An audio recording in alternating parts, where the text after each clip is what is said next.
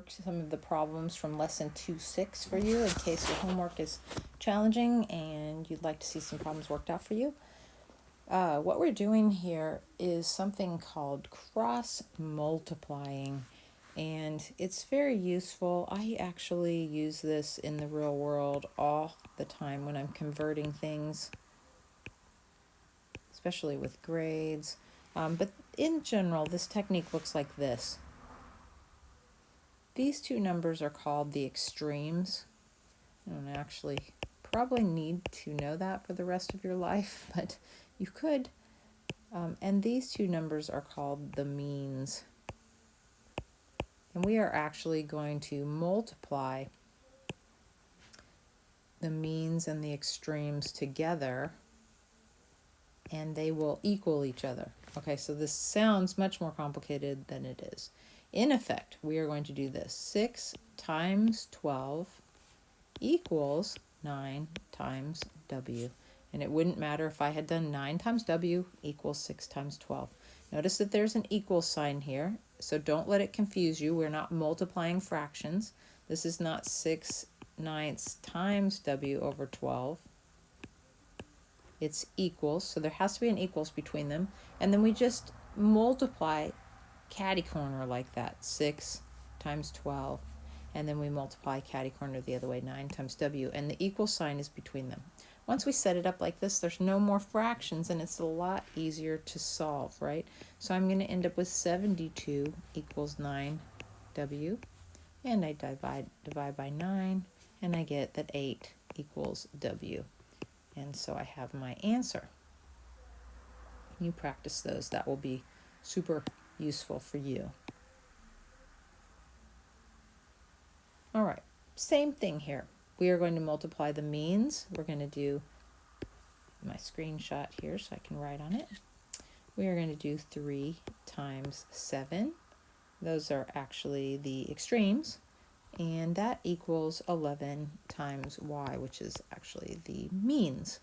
The extremes are the far top and far bottom, and the means are the middles.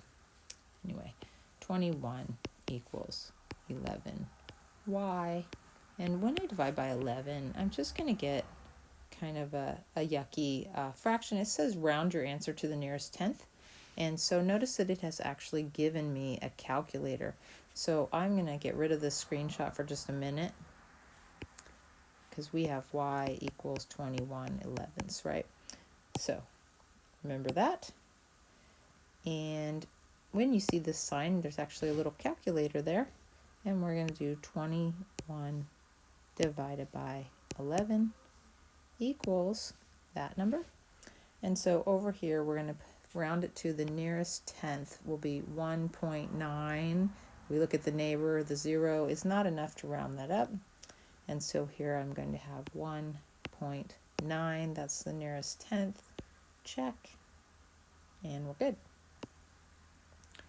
So remember to read the directions, whether it would have been totally okay with me to leave the answer 21/11. Just depends on what it's asking you for, right?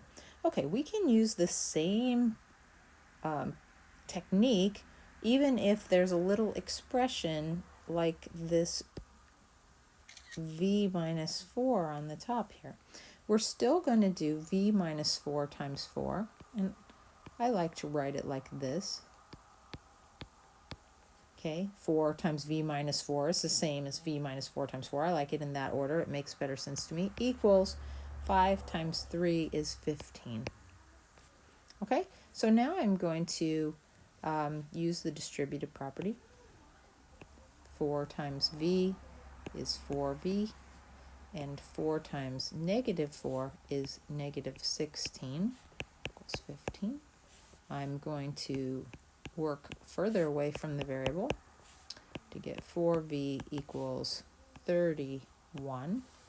And it looks like we're going to have another, unless I did something weird, I don't see a calculator, but I do see a fraction thing, so it is likely v equals 31/4. Whenever I have a number like that, I'm prone to check my math just a little bit and make sure I didn't do something odd. I don't see anything really weird, so let's just go back and enter that 31/4 and see 31 over, sorry, it's fighting with me just a little bit because it doesn't like my iPad pencil. Check.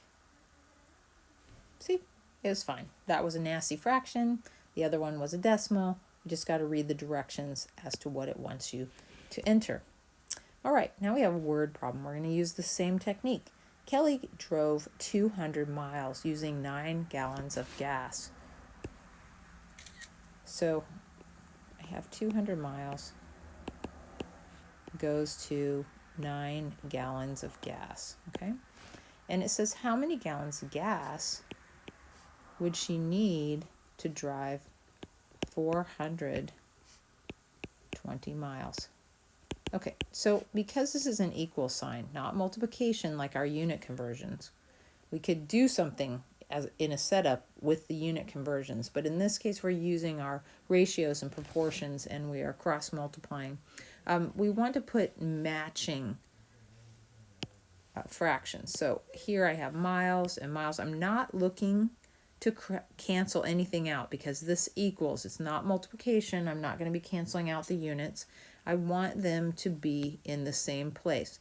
I want this fraction over here to equal in the way it's set up, this one over here.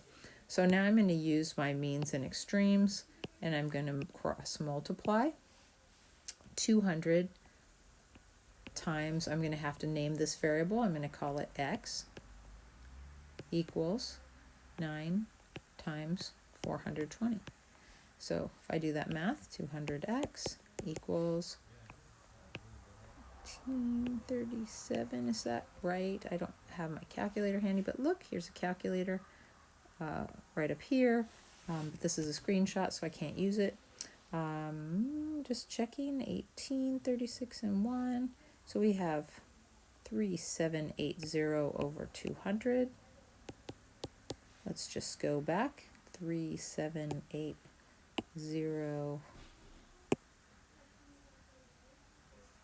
3780 over 200 equals 18.9, and it said to it doesn't say anything special about the answer. 18.9. Check. Ta-da! All right. Now we have a scale model. This is really useful. This way of setting up ratios and proportions is really useful. It says in the scale model of a television, 1 centimeter equals 7 inches. So 1 centimeter is teeny tiny, 7 inches is a little bigger. So we can draw a scale model that looks exactly like the big regular TV, but it's a tiny little model. And so it says the length of the real television is 63. What is the length of the television in the scale model? So if I have 1 centimeter is to 7 inches equals, I don't know how many centimeters because it asks me for centimeters here, is to 63 inches. So notice I put centimeters to inches, centimeters to inches. This is because it's equals, not multiplication. I'm going to cross multiply. 1 times 63 is just 63 equals 7 times x. Divide by 7 to solve this, and I get that 9 equals x. X equals 9 centimeters. In the scale model, the height of the television is 5 centimeters. What is the height of the real television? So again, we have 1 centimeter is to 7 inches equals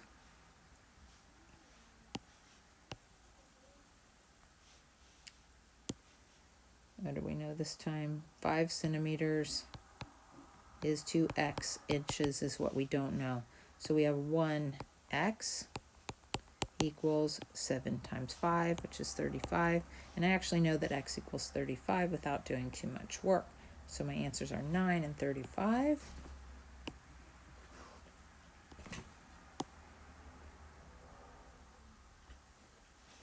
Nine and 35.